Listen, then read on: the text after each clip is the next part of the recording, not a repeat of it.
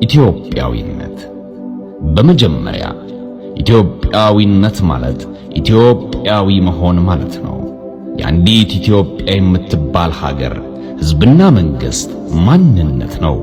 ኢትዮጵያዊነት ማለት በኢትዮጵያ ማንነት ላይ የተመሰረተ ሀገራዊ ብሔርተኝነት ነው። የኢትዮጵያን ብሔራዊ ቅርጽ ይዘት አቅጣጫ የሚነድፍና የሚሰራ ነው።